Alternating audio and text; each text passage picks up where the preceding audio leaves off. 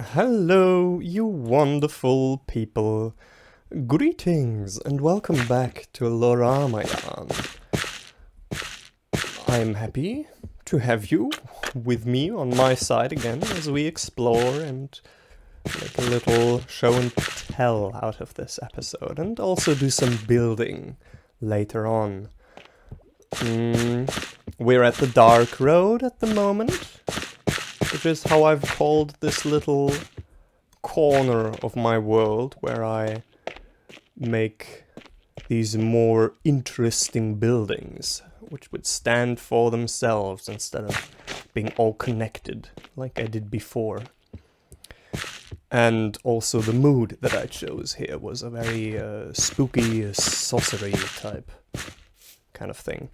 And so I also chose to use these beautiful lamps for that. I didn't come up with these on my own. It's blatant plagiarism. I stole these quite shamelessly from Geminite, who used them in her base in Season 8 of Hermitcraft.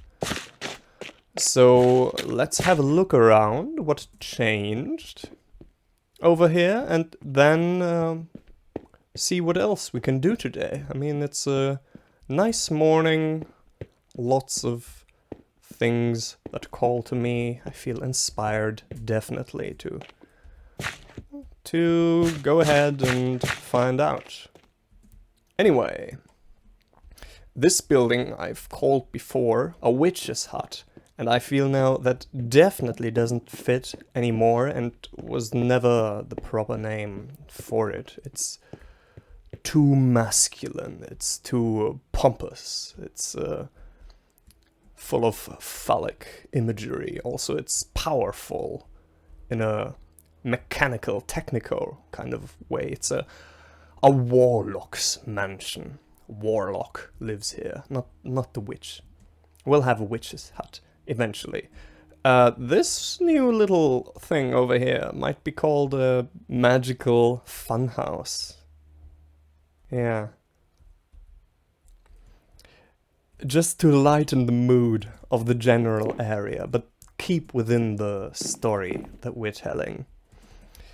So, walking down this hill, which I've now finally integrated properly into the landscape. I've built this up to meet this vault over here that we had, just bone mealing the ground, and now it really fits in. This one, the Warlock's Mansion, it won't be a difficult job just to extend some roads to meet it, to greet it, and then continue down the trail. But this, I think, we may just let this stand as it is, alone, like a hidden secret in the back. Just to not be overwhelming with all the dark energies we have going on here, and we'll continue to explore further down the road. So the magical funhouse is full of color. It's so lively, it's so sparkly, it's glittering, gemmy, jeweled, and also green on top. A living garden. How I started this was with a diagonal portal, and the colors that I chose, or that I wanted to integrate somehow for the first time, was working with the honey blocks and the honeycomb. So I made this little platform for it to stand on with diagonals going straight, and it's just a square, basically. And, well, I did it how I used to do it, designing the building. Just go up the front, detailing everything right away, without worrying about the larger shape of it, not even knowing where the end of it would be. And I had no walls, no outline, no roof, no nothing, when already all of this was standing, including these columns and even these two roofs. So then, going beyond that, we slowly figured out what kind of shapes would fit then to integrate my vision of like different parts of it coming out of the side and overhangs, so that from below you could look up and see all these balconies, and you would want to go there. And also I wanted to kill the symmetry that we had in the very beginning, because it was perfectly divided down the middle. So I placed this roof first, I think. These two amethyst windows. Some rooms that we shall have a look at a little later from the inside. These are the last thing that was symmetrical. And then the rest of the roofs were fitted. Is it roofs? Like hooves? Or roofs? They were fitted to what we had, and just to see how we could finish the shape up and find an adequate conclusion to the whole of it. And this little wall piece at the end, which sits outside the platform, is the only thing to support this side of the build. We could fly in here right now. Let's maybe, okay, I didn't plan to do it like that, because that's not the main entrance. But it looks so nice for your first impression. It's not too cluttered. It's, as I said, a playhouse, a magical fun house. And there's secrets hidden in all corners, and I've filled it with surprises to the brim. A treasure room, maybe, on the other side, the same thing with the amethyst windows looking out. Under these stairs we have hidden some, I don't know, secret stash. Some green stuff. Up here, another window out. And then the roof is see-through at some places. Just greenery. I started with moss, but wanted to decorate it more than that. Yet. All these flowers. And some variations in the shading and some depth I wanted to integrate to, which the leaves do wonders for that, because you can see inside and get some shadows like that. Crystals, and hey, I've not used this stuff in a long time. The raw copper. It's a beautiful block, but hard to use. It's so specific. And with all this red and orange that I chose for this build, how beautifully it fits in here. Also the green, I mean, it's the block. So that's very, very nice. Oh, let me show you just the last room that we haven't looked at yet. This narrow stairway going up. Diamonds. And the balcony. I just love them, you know? And with the amethyst crystals on top, they fit so nicely. Just the color palette of it. It's a perfect addition to finish this thing up. And then the lamps on all the open logs to, yeah, give just a warmth to the build. Not that it was lacking, but yeah, just keeping within the same style. It really does do a lot, in my opinion. Some more greenery creeping up. And downstairs we have, yeah, not much going on here. Maybe these are some sacred cacti, I don't know. Just growing in the cellar. Mescaline, probably. And that's it for my tour for the funhouse. Now, looking over the warlock's hut, you know what my new project was? And I will get to that in a moment. Well, let me just fly over there and show you how far we've come. And not just the front. I've continued pulling down some of these details down to the sides, making more of these support columns. There's probably a proper architectural term for these elements. I'll look it up later, and not much more to say about it. About this thing, anyway. I like it very much. I'll do it to all 4 of these colored windows. But the front.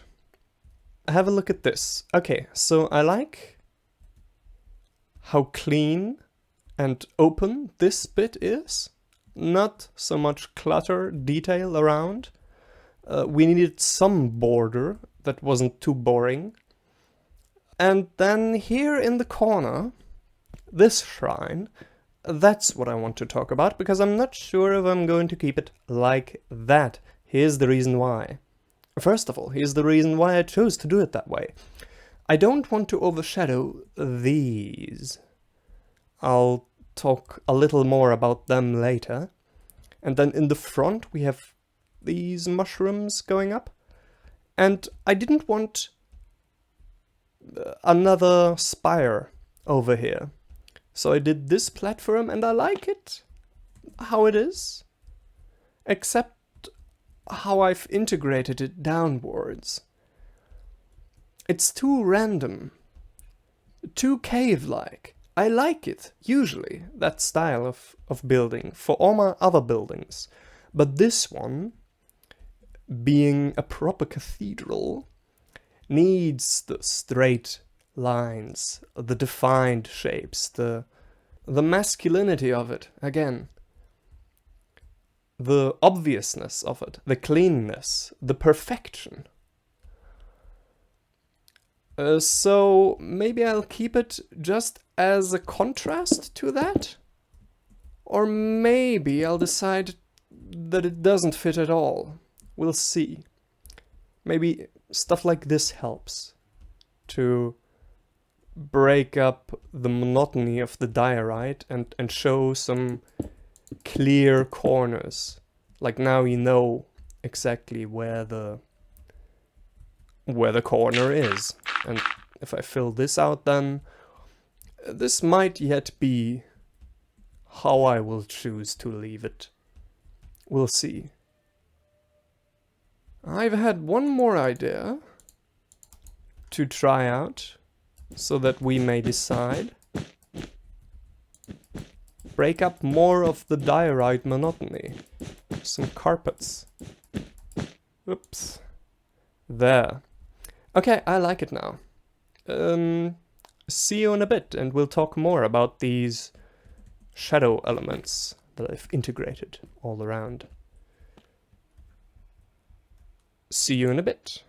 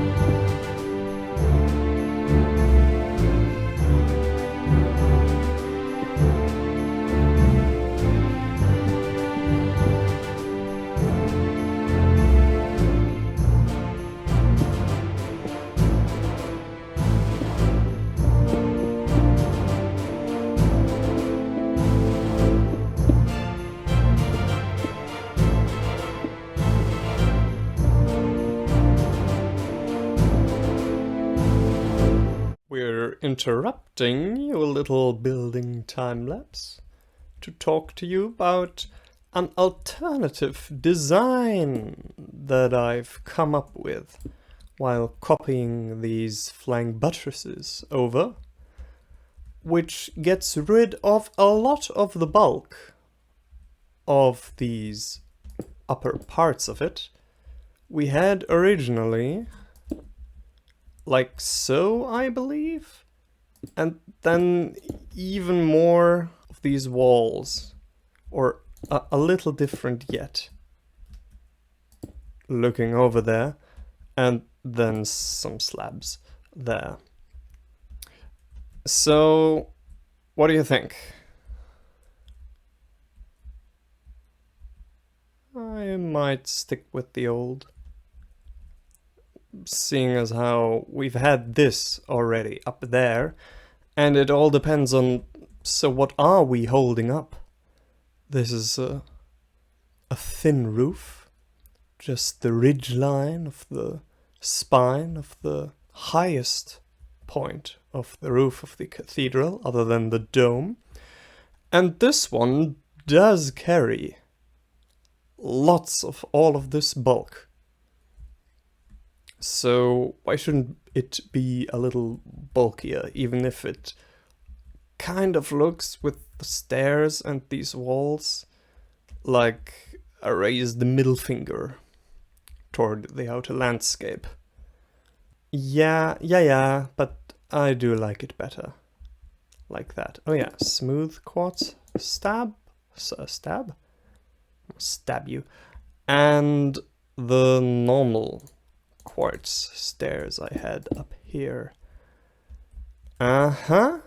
So these are the flying buttresses then, holding up the main chest.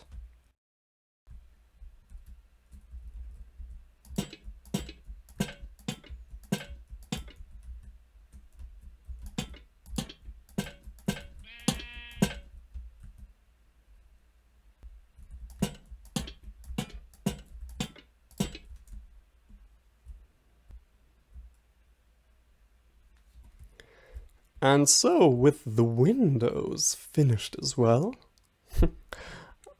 after all, that's why we're using these flying buttresses, to get some light into the inner of the cathedral.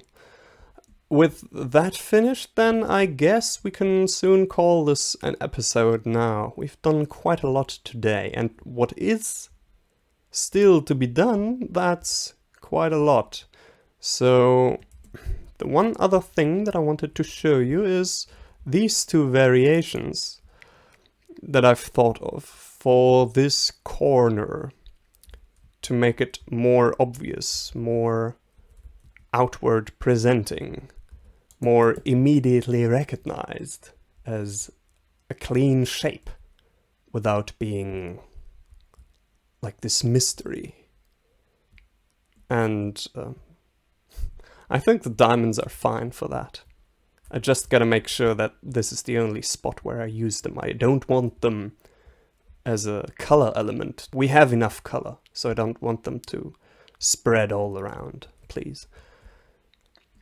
Oh yeah, these top windows as well. Boy, are they amazing or what?